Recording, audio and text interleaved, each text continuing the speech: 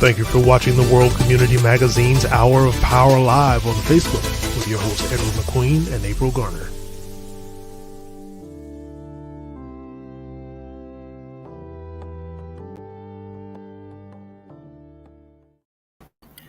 And good evening to everybody. Good evening. Good evening. This is such a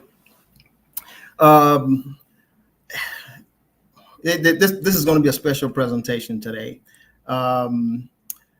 First of all, I'm Ed McQueen. I'm your host for World WCM Magazine Live, and so happy to be here.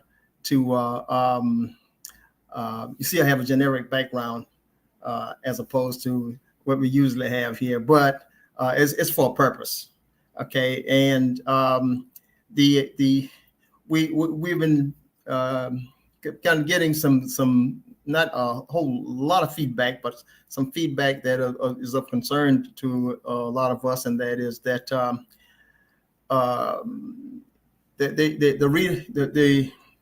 some people have been, a lot of people have been enjoying our magazine, but haven't had time to read some of those nitpicks that we thought were very important. Of course, and the page, the front page is, and this is now the May issue, which is coming out in a few days. But in the April issue, we featured, we focused on the recent scare of intimidation for hate crime, and on our focus, and I'll we'll spotlight that in a few minutes. But first of all, let me get back to some logistics that we want you to be aware of. On the side of your screen, if you're listening to us from Facebook, on the side of our screen, you have a comment section there, and please just type your comments in, and we will get them and post them up on across the screen so that people will know who's commenting. Okay. And at the same time, we're just so happy to know that we had a lot of interest in this subject matter of hate crime. That was the front page on our April issue of the magazine. So we had comments from, and again, we're going to show some graphics later on. But have comments from our mayor, our local mayor, Mayor Barbara Blaine, Joe Blaine, and our the mayor from Myrtle Beach, Mayor Bethune. Mayor Bethune, and of course, we wanted to round things out by having some information, some comments from our solicitor, county solicitor for the county of Horry and Georgetown, and that's Mr. Jimmy Richardson. Those three were focused on our front page of the magazine, and the reason, and that's one of the reasons why we really wanted to put a focus on that today, is because it was such a popular issue. I mean, really very, very popular. That we thought we'd talk about it, and some of the other aspects of the magazine with other comments and contents, by the way, because a lot of things were happening. And we would like to just do brief, not a brief, but an overview as much as possible today of whatever we can fit into this hour. Okay. So I'm going to start by asking you to just, send your comments in. You look on the comment side, and you will see your comments will show up. If you're on Facebook or YouTube or whatever, you just type your comments in, and of course we'll highlight them across the screen. Okay. And April will be with us very shortly, because a lot of the material that we really thought, if you hadn't gotten them by now, I mean, not by now, but if you kind of overlooked them in any kind of way, we have more. A lot of times we can't put everything in the magazine because of the volume that we're kind of limited to. So we put as many photos as we could, big and small. And of course, when you get too small, you can hardly see them, and so it doesn't make sense to do that. So, but that limits the number of photos that we can put in there in that case, and we start making them bigger and bigger. So we're going to give you this option, and that is, if you want to email us to get some better photos of any particular feature in the magazine, please do so. You can email at WCMagazine, 2 at gmail.com. Okay, I'll have it posted up there for you in a few minutes. That's WCMagazine, 2 at gmail.com. Okay, so this will give us the option of really explaining to you what we captured and that we could not put in, and believe me, if we could afford to do so, we would do so, but we couldn't in a lot of cases. Of course, I want to be very, very, very honest with you. We've got 44 pages that we're dealing with, in the magazine. So we try to put it out there and be as efficient as possible, because news is very important. Okay, it's very important to get especially community news, because that's what the broadcast is for. It's community broadcast, and it's not just local, but with respect to the title of the magazine, the World Community Magazine, that's where it really is right now. So so again, giving you the option of sending in your comments. You can send it in to WC Magazine and 2 at gmail.com. Okay. And that would be across. You can see it on your below your screen there. WC Magazine 2 at gmail.com. Again, April will be here very shortly.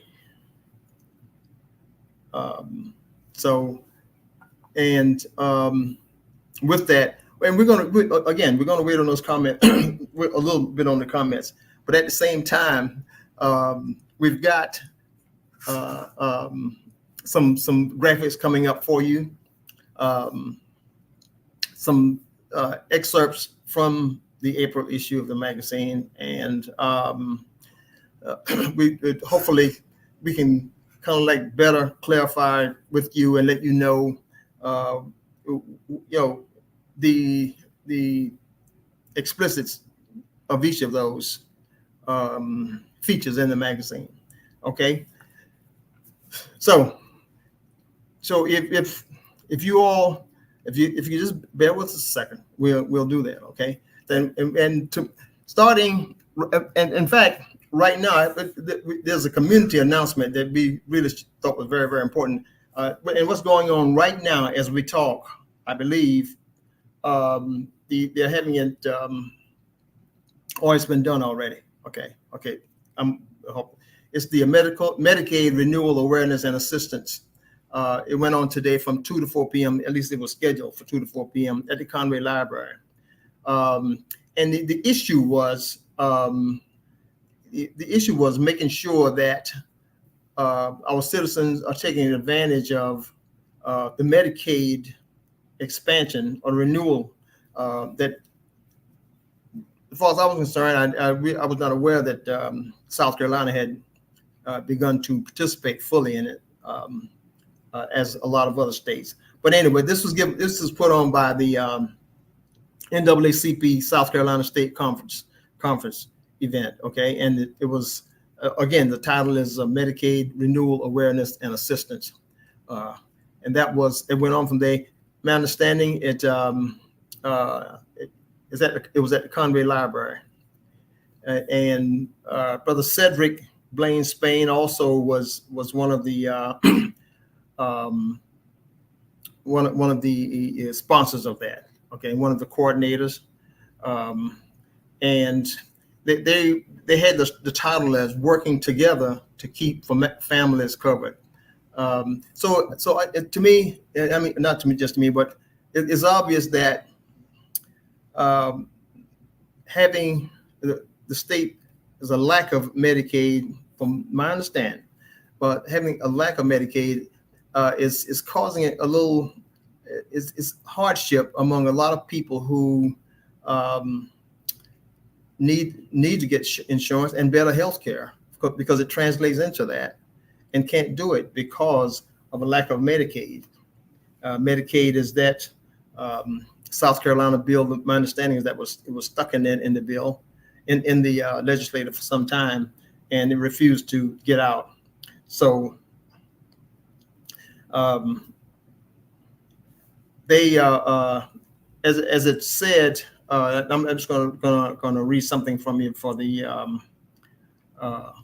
from the program. Of course, today went on at from 2 to 6, and there's a contact there that you all should really be aware of, and I'm going to put it up on the screen. The contact is Miss Lakeisha Myers. It's LAKATIA Myers, and that's the contact there. Or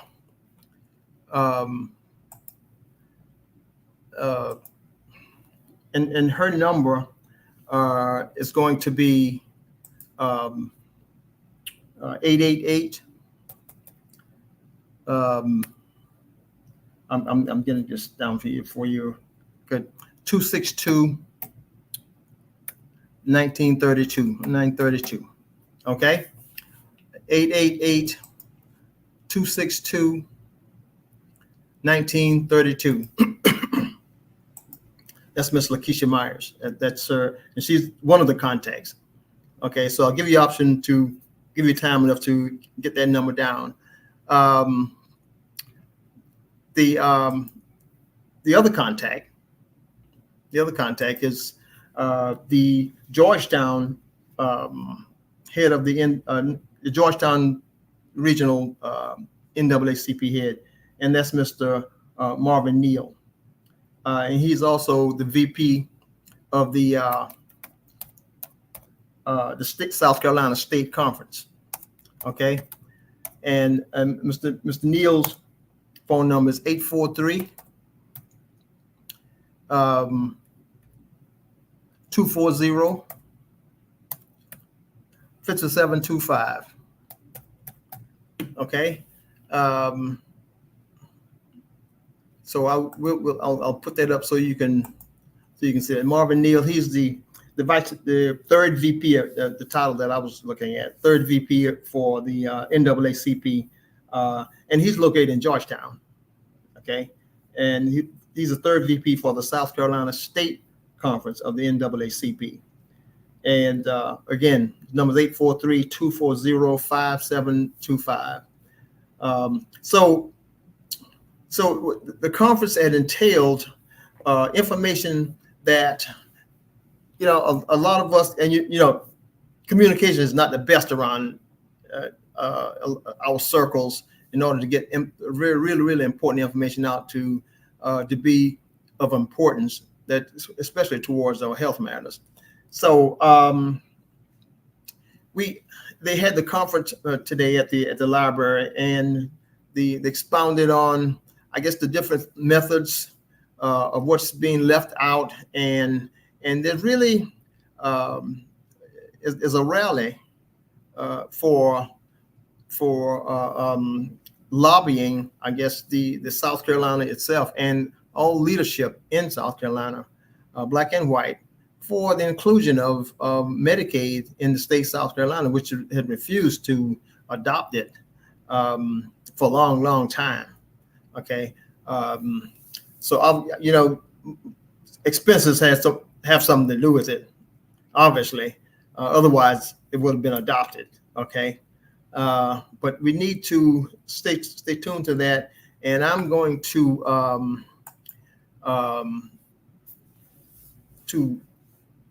say that I appreciate Mr. Cedric Blaine Spain, who communicated with as many people, I guess, as he thought.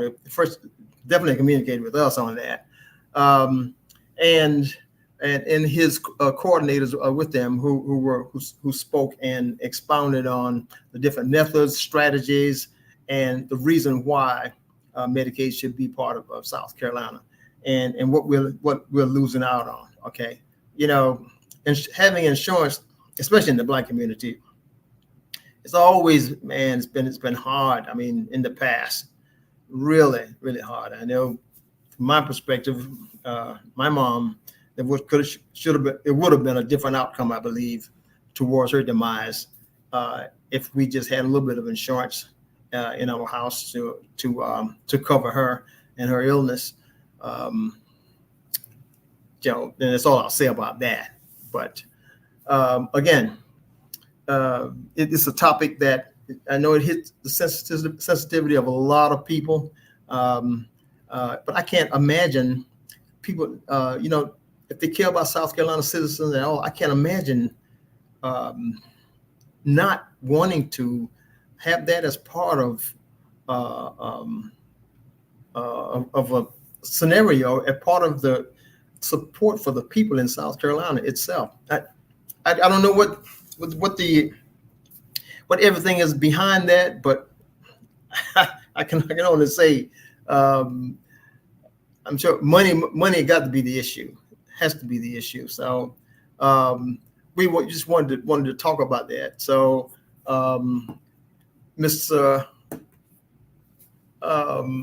we've got one comment from Miss Priscilla Fuller,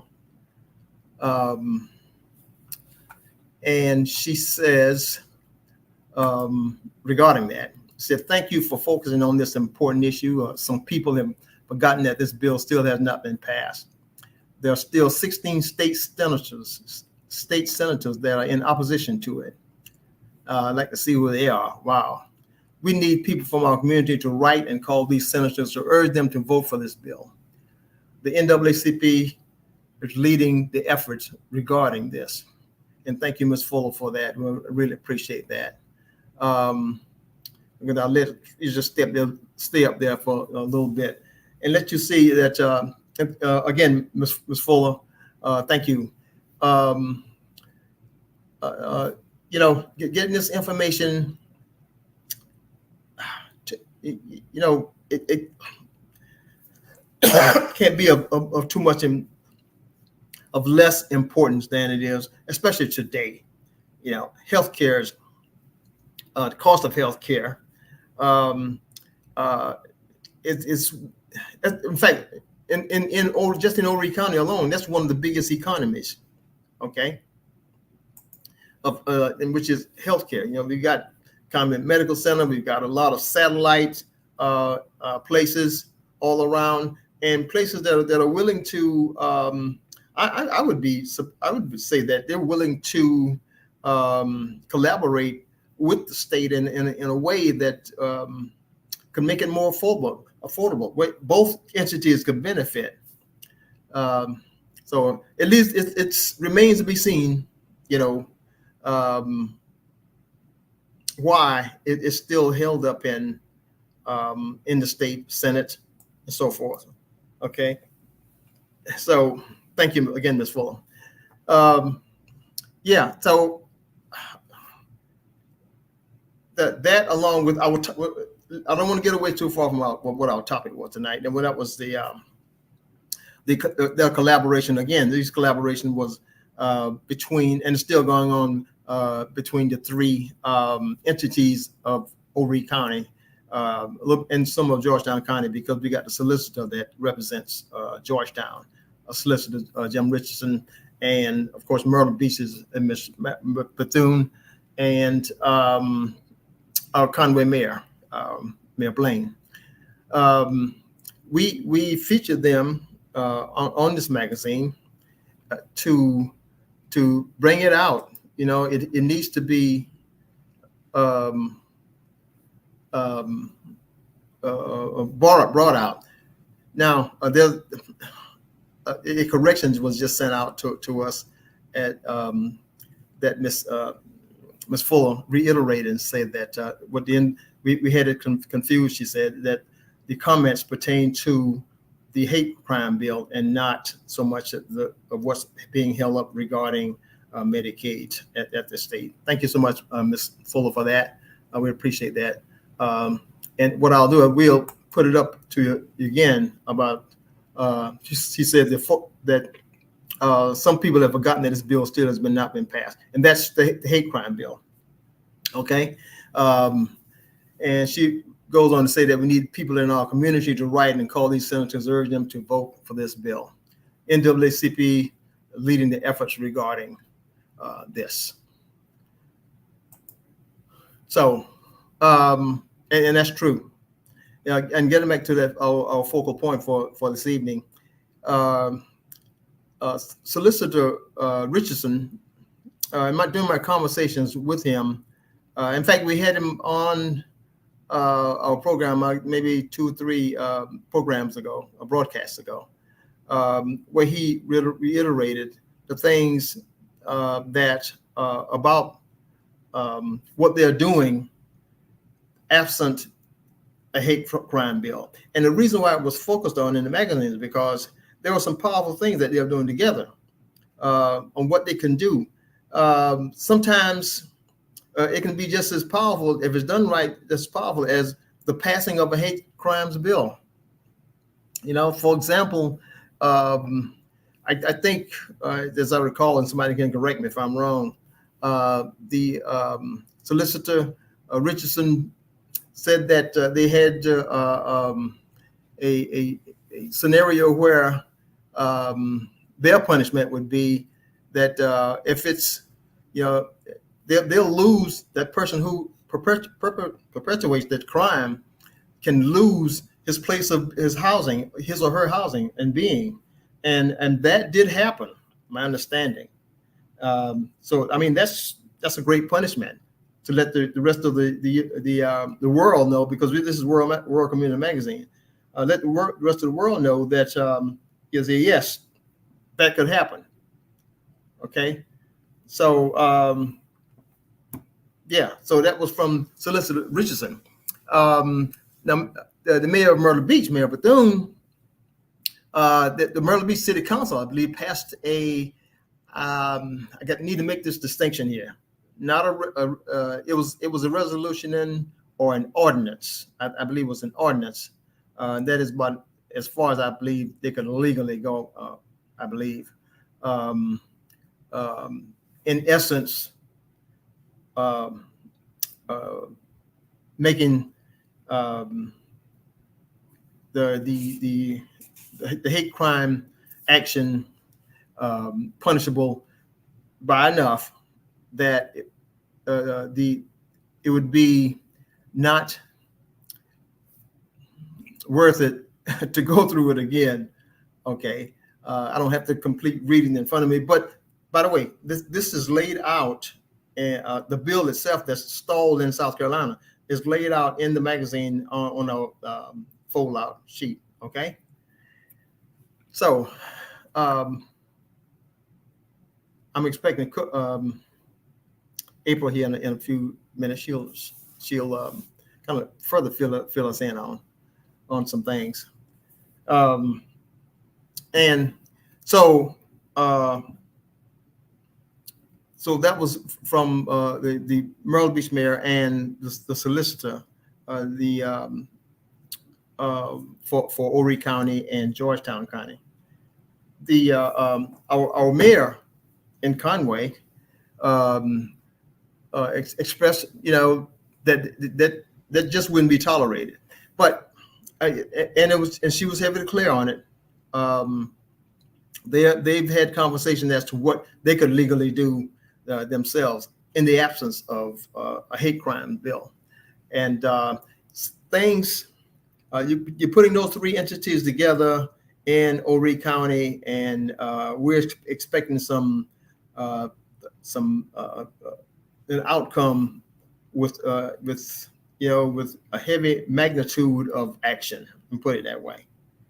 We're expecting that because I think they realize that it's in the best interest of all of Horry County, all three entities that we talked about, to not have something like this perpetuate itself, because of our notoriety in Myrtle Beach. Myrtle Beach is a tourist-driven economy, and that feeds off on the Conway and the surrounding counties.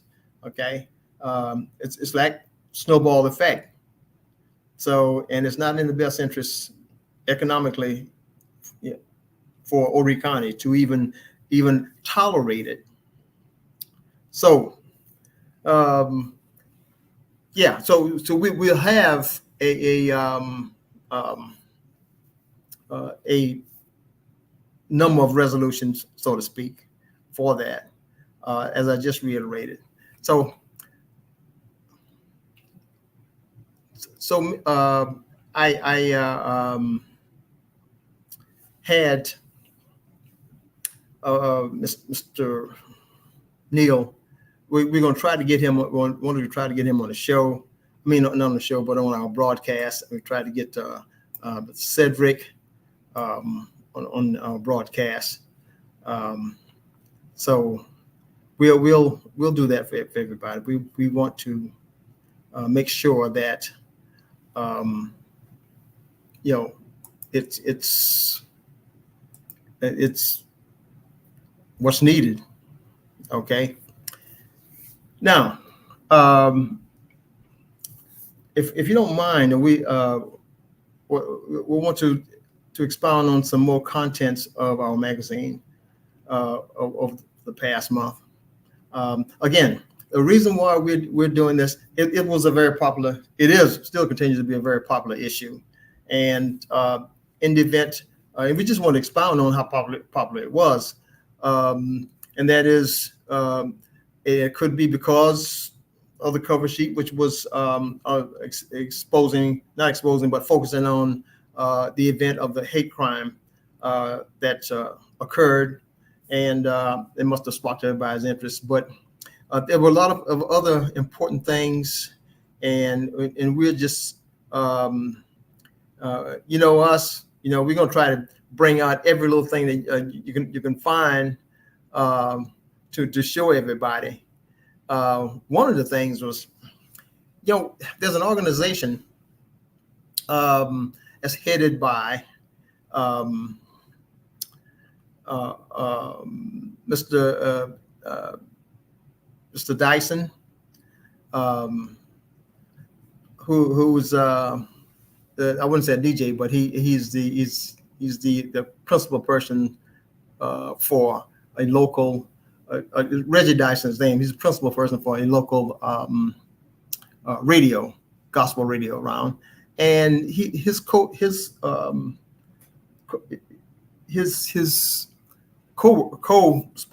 not co-sponsor, but his colleague is Mr. John Bonsigna. If you can check in the magazine, you see what I'm saying. Those two had a very important law enforcement program, and it just took it upon themselves. First, it started off with Benny Swans, who's no longer with us, by the way, and they started the Community Law Enforcement Appreciation Committee, and that has been flourishing, and they've gotten to the point where they started giving scholarships to anybody who applies. and especially young people to that going to want to be on their way to college or 2 or 3 years from out college. They that sorry about that. That was pretty pretty good endeavor that they are continuing to do, and and I had that in front of me, but yeah, they have to excuse my absence of that right now. So and I apologize. But if you have the copy of the magazine, please just look through it, and you'll see that it's like on the third page. Okay. And we had it on the third page because it's an issue that they're heading off, and it emanated from a program called Cops and Kids, quote unquote, which meant, in a few words, that to get a hold of our youth right now, and see what can be done before they start being tempted into things that people shouldn't, that they should not be getting into, and that's crime. And that makes it a little difficult for law enforcement to be judged as fair or not fair, and so forth. So, yeah. So that was an issue in the magazine that we just had to expound on. So if you another topic in the magazine by Mr. Steve Williams, who is formerly a Georgetown Times columnist. You've seen his names pop up in the magazine before, and he wrote an issue on a doctor that is putting a lot of faith in vitamin D3. Now, and it's not controversial because D3 is, it's talked about, is even advertised a lot. So, and he highlighted some of the things that had happened, and sound like miraculous things. Okay, and a couple of things you're on the verge of not believing, but you can't print something like that and not having proof and say that it didn't happen. So at least talking with the doctors. Okay.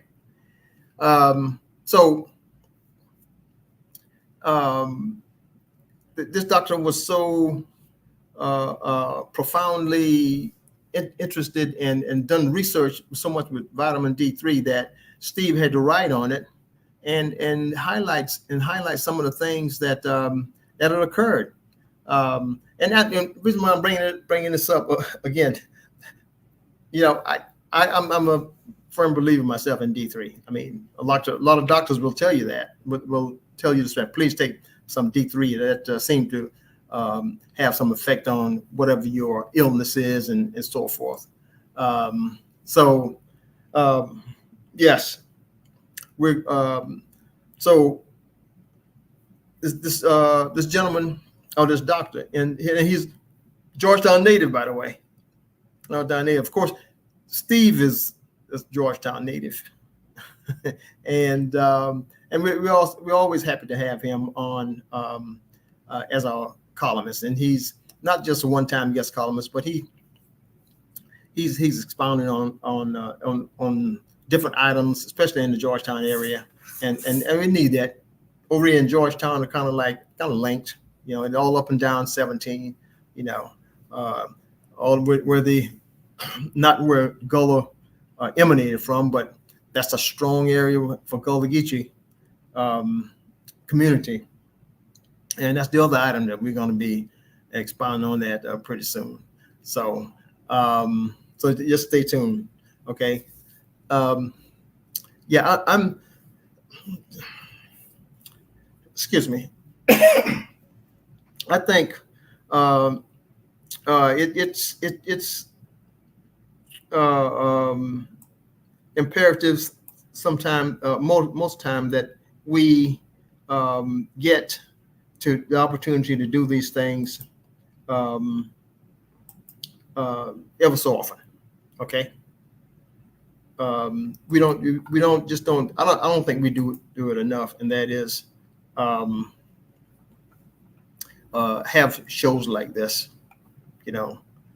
So I want to commend on your April and for for kind of like coming to an agreement, like that for our show. We just concurred, and Mrs. Joelle McQueen, she can come up with all these things too, and she's very, very resourceful. I got you got to give credit where it's due at.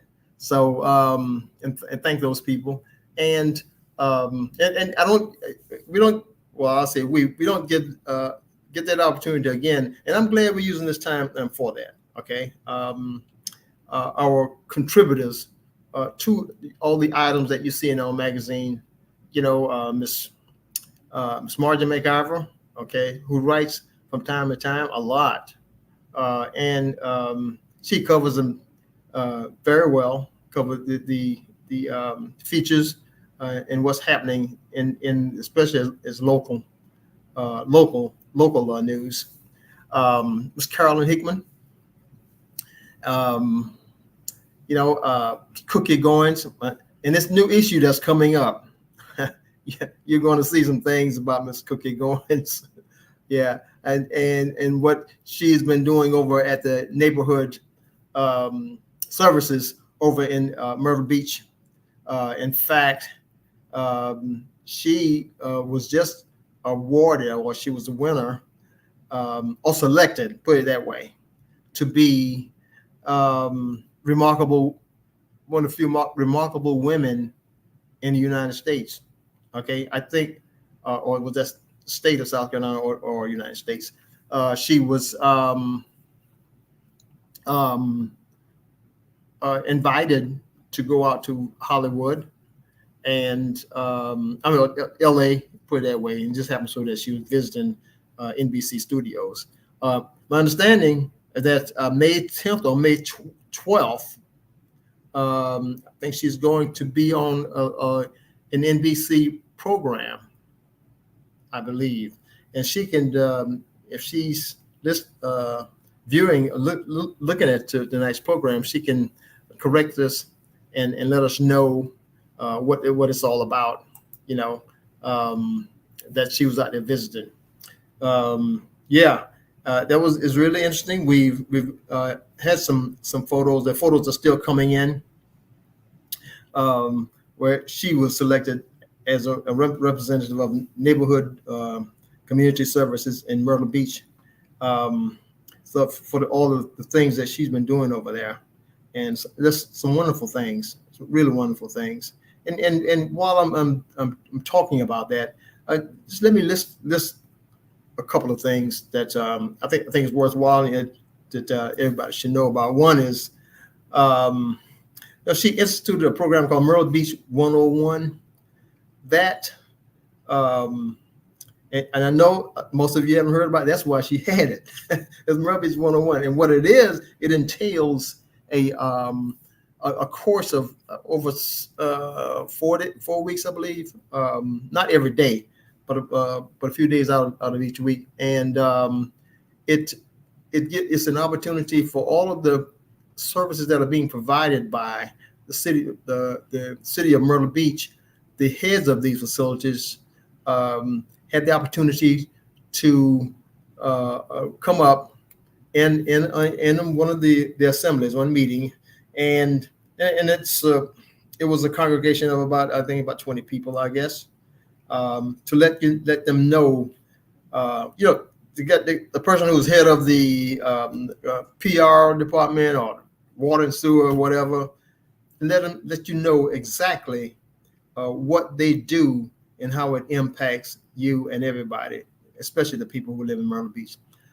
I thought it was very it doesn't have to be creative, but it's very thoughtful of the neighborhood services to want to let the people know that, where their tax dollars are going and how it's being spent, what it looks like, and according to some of the participants, they were left in awe as to what they didn't know about what was going on in Myrtle Beach. And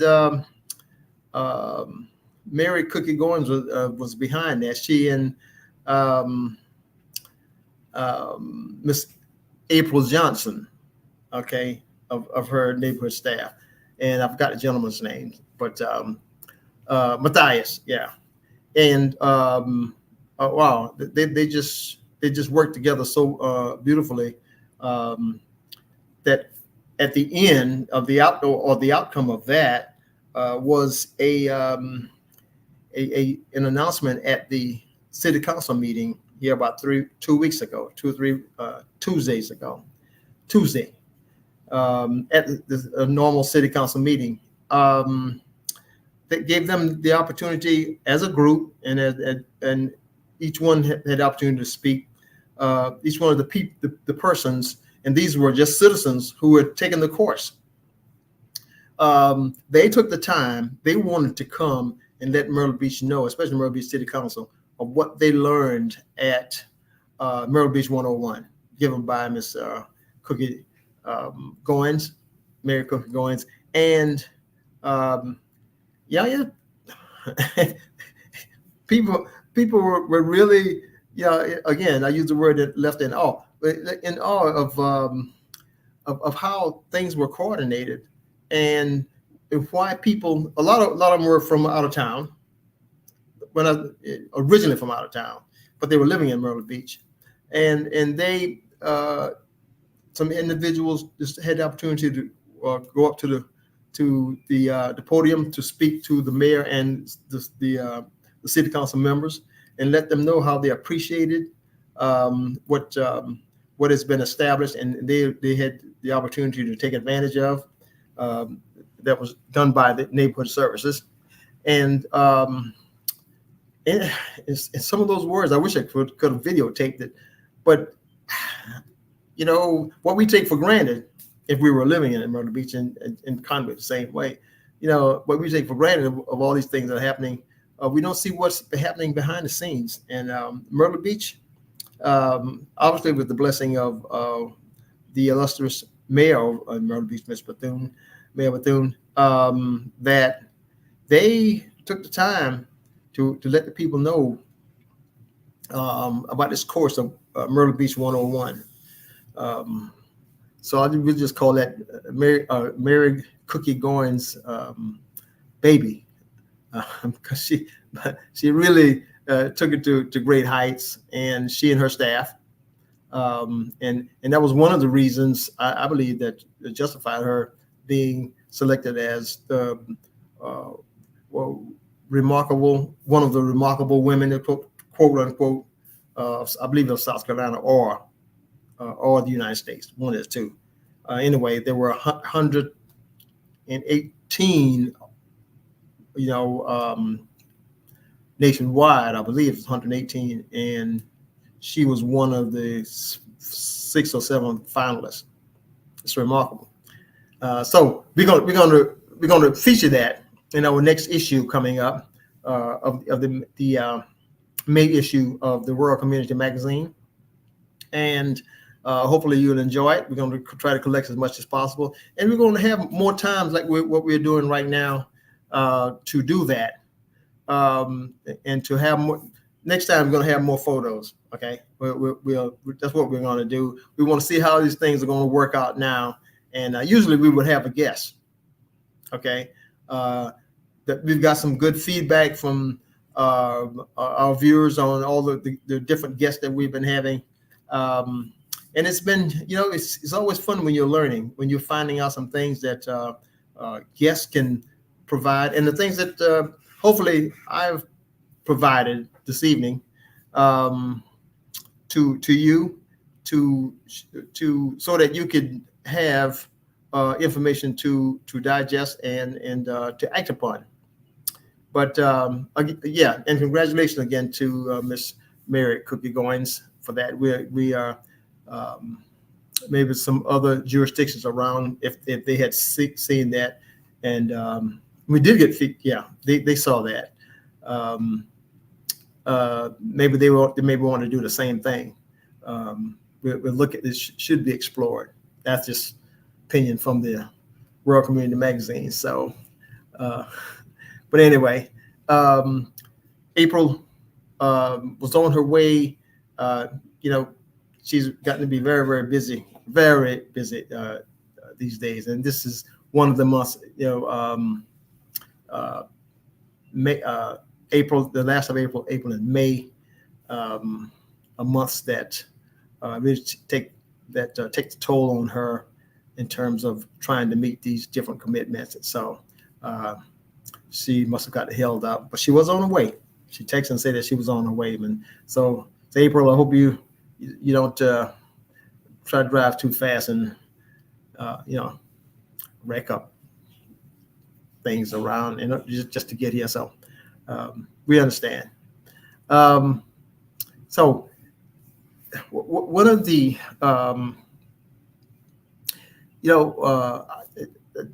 again, let me just expound on the magazine and the reason why we did the issue on hate crime.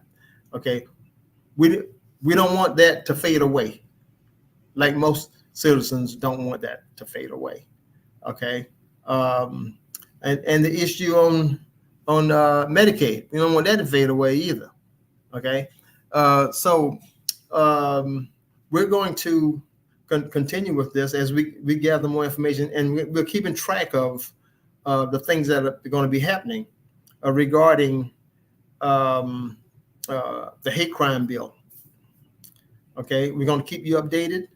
Like Mrs. Fuller said, that it's stalling somewhere in the state senate, and we're going to keep you updated as much as possible. So please just hang in there and bear with us. Starting, each issue, we're going to try to put a focus on that, where we're standing right now. And we're going to try and get more comments from the three entities that we featured in the April issue. Okay, that is Conway from the Conway City Council and its illustrious mayor, Mayor Blaine, our solicitor Jim Richardson, who is solicitor for Horry County and Georgetown County, and Mayor Bethune of Myrtle Beach. And we're going to keep you updated as much as possible, God willing. So just, and if you have information that you would like to share with us, that's very, very important. Okay, if you got information you want to share with us, please just send us an email or send us some photos. And it doesn't have to be just that information on that, but information in general that you think the community really needs to hear about. Okay, it's not important. That's not a small item. Okay, because one of our greatest challenges today of having participation in our communities is one of a lack of a calendar of events, because it helps you with planning. Okay, when you're trying to plan something and you want the neighborhood, the vast majority of the people in your community to know about and to attend, you don't want that to be a conflict with what's something that's already on somebody's calendar. So that's going to suck away extract some of your people who would normally attend your event to theirs, especially if they have something better to offer. Okay. I present the challenge to all our viewers and everybody who's in leadership to come and unify in terms of making sure that a unified calendar is out there for our people to look at, and that helps everybody. Okay, it helps facilitate in events that they want to happen. It helps to make sure that it's going to be well attended. Once you don't present a challenge to them that, hey, we can't because so and so is happening. I failed to mention that the magnificent Whittemore Race Path Historical Society. Look, you know they're doing some big things in there. I'm telling you, they're doing some big things. Look, they that society, okay, has been chosen to receive a historic preservation award for their efforts to preserve Horry County history. I'm gonna say that again, okay? They've been chosen to receive a historic preservation award for their efforts to preserve Horry County history. You haven't heard that before. Not until Whittemore Race Path Historical Society came into being, headed by Ms. Cheryl Adamson, right? Reverend Cheryl Moore Adamson. If you better put that Moore in there, okay? That's the daughter of Mrs. Mary Moore, former Whittemore High School counselor, teacher, and the late Mr. Covell Moore, biology. But anyway, the Whittemore Race Path Historical Society has been chosen to get that award, and so they have at a celebration for this award. It's going to be considered an annual award ceremony. It's going to be at the Government and Justice Center, and that's located at 1301 Second Avenue. Kind of visualize that a little bit, okay? Right where you go pay for your water bill, stuff like that. Right in that vicinity, okay? 1301 Second Avenue in Conway, South Carolina, on May 20th. May 20th at 5:30 p.m. Okay, so May 20th, I believe, is on a Monday. I believe it's on Monday.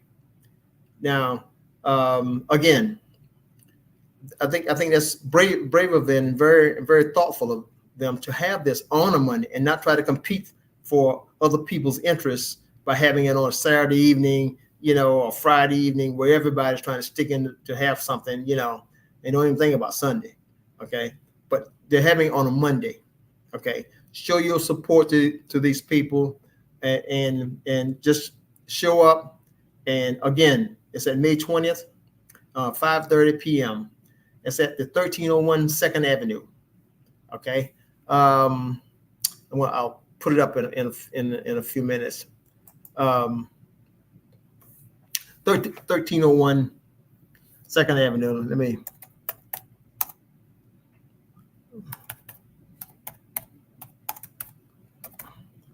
Okay. Yeah.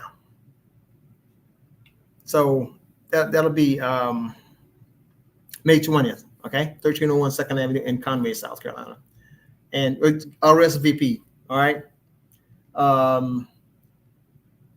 You can call again. You can call Miss Yasmin at. I'm gonna put that up for you too. At 843 915 7919.